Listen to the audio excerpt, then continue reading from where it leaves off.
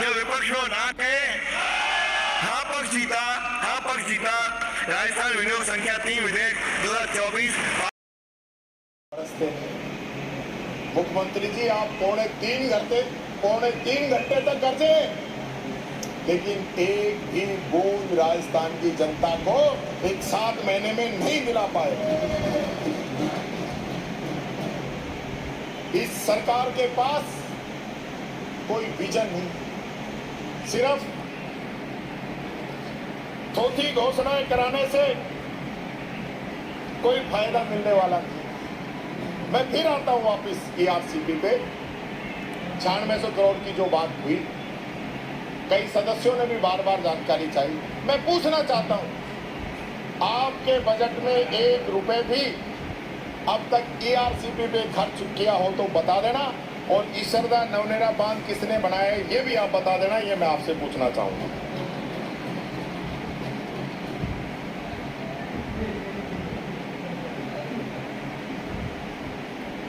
तेरह से 18 लगे थे, बहुत बढ़िया।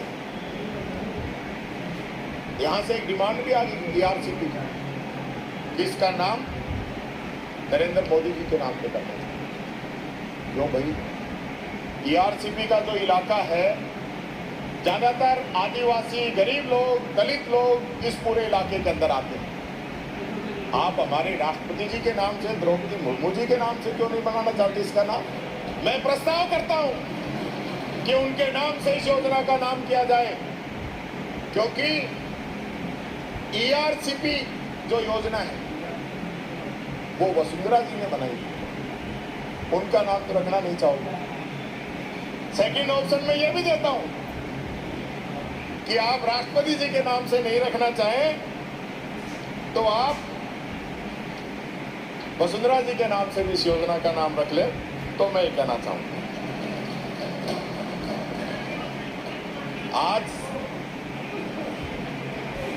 आज वैसे प्रदेश के अंदर ये चर्चाएं हैं कि मुख्यमंत्री जी और वित्त मंत्री जी की आजकल थोड़ा सा जो है पटरी सही नहीं चल रही, लेकिन आज आप मैचिंग में आए।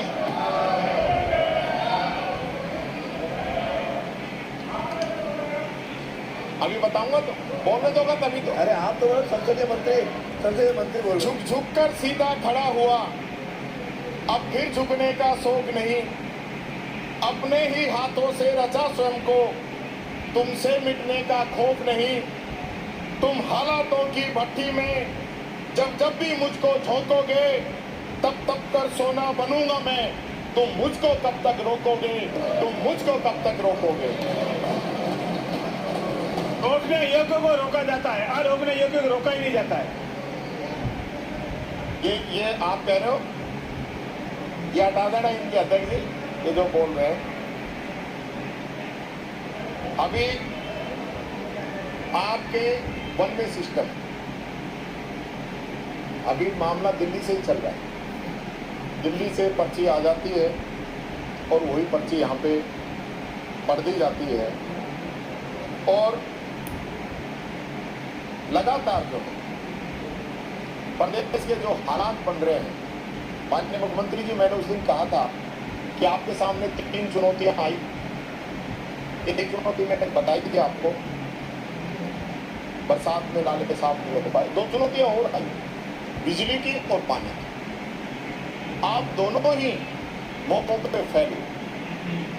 आज भी 7 महीने के बाद में भी हम कह रहे हैं प्रदेश में बिजली नहीं आ रही, तो आप कहते हैं कि तो पिछली बार का एमओयू था उसकी वजह से नहीं करते। आज मुझे बड़ा खेद है इस बात का भी, और प्रदेश की जनता को बिजली नहीं मिल रही, लगातार दावे किए जा रहे हैं। आपने उद्योगों की बिजली काटने का ऑर्डर किए, लेकिन उद्योगों की बिजली नहीं काट पाए, और आपने किसानों की राम जनता की प्रथम चरण में के रूप में 5 करोड़ रुपए का प्रावधान करना प्रस्तावित है।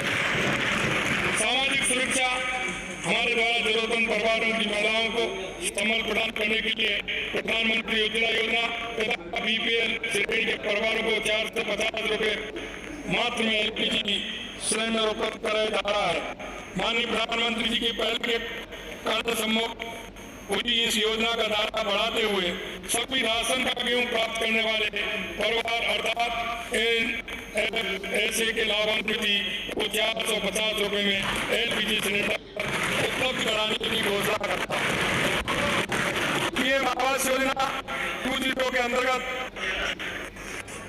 के अंतर्गत प्रदेश के 2 लाख से अधिक अल्प आय मध्यम वर्ग के शहरी परिवारों को चरणबद्ध रूप से लाभान्वित किया जाना प्रस्तावित है।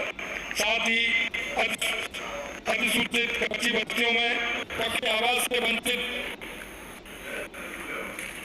ऐसे निवास परिवारों को स्वयं का पक्का आवास उपलब्ध कराए जाने के उद्देश्य से आश्रय योजना अटल C2 स्लम हाउसिंग रीडेवलपमेंट योजना आसरा शुरू कर स्वयं के पक्के आवास निर्माण हेतु राज्य सरकार द्वारा 1 लाख रुपए की सहायता राशि प्रदान किए जाने की घोषणा करता हूँ।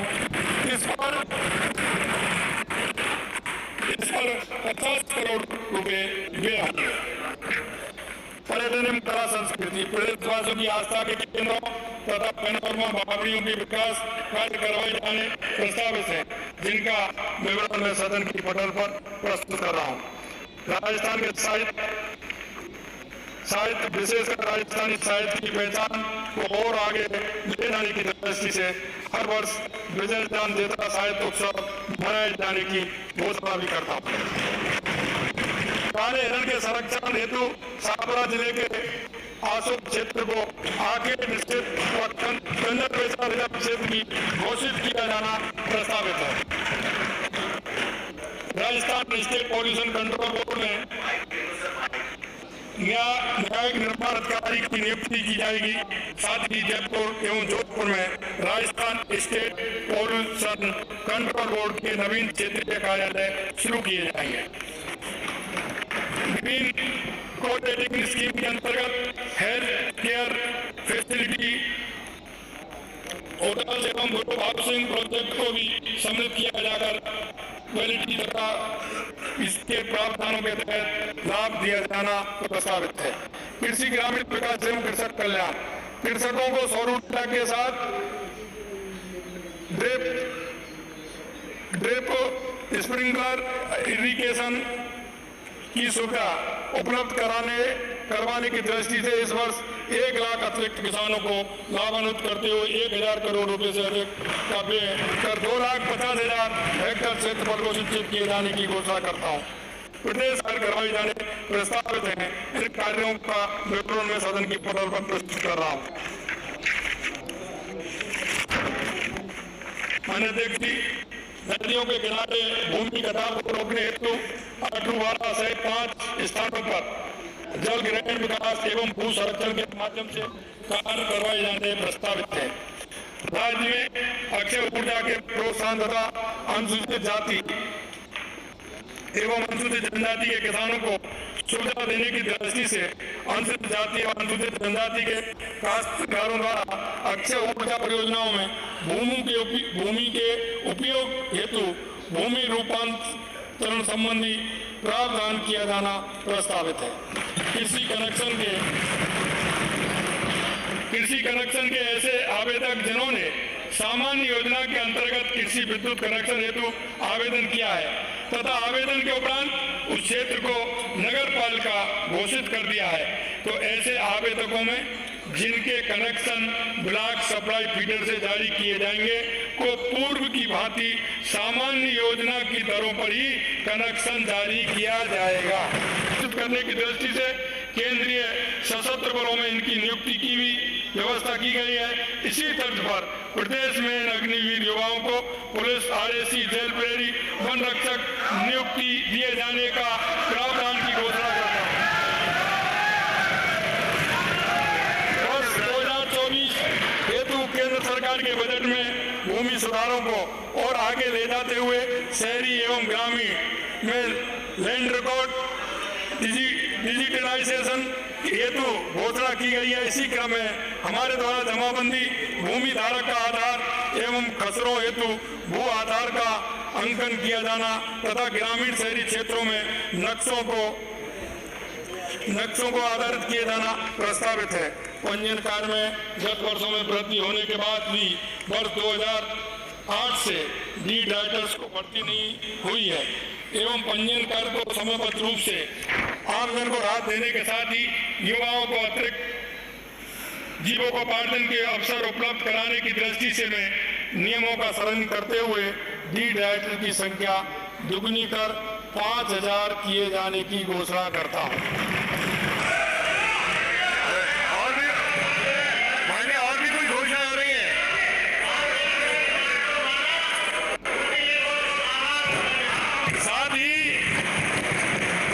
साथ ही जयपुर स्थित नए विधायक आवासों में अतिरिक्त सुविधा देने की दृष्टि से रूफटॉप सोलर प्लांट लगाए जाना प्रस्तावित करता हूं।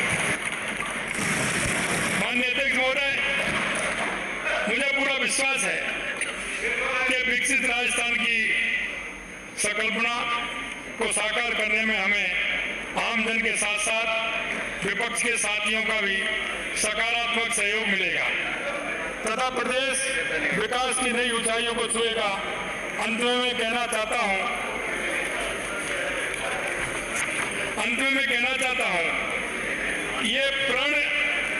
ये प्रण यही छूटे ना पीछे एक भी, ये प्रण यही छूटे ना पीछे एक भी, मिलकर कदम बढ़ाएंगे, कोई ना रहे गरीब वंचित, सबको आगे लाएंगे।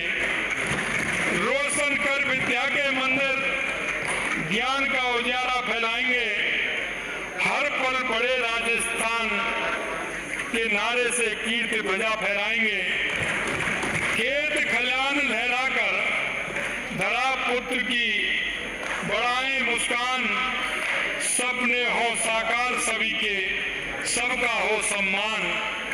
देश नहीं दुनिया में भी अद्वितीय बनेगा राजस्थान, हर बच्चा हर जन बोलेगा जय जय राजस्थान, जय जय राजस्थान।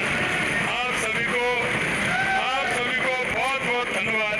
माननीय अध्यक्ष जी, बहुत बहुत धन्यवाद। आप कुछ कहें, एक सेकंड, केवल 1 मिनट कुछ कहें।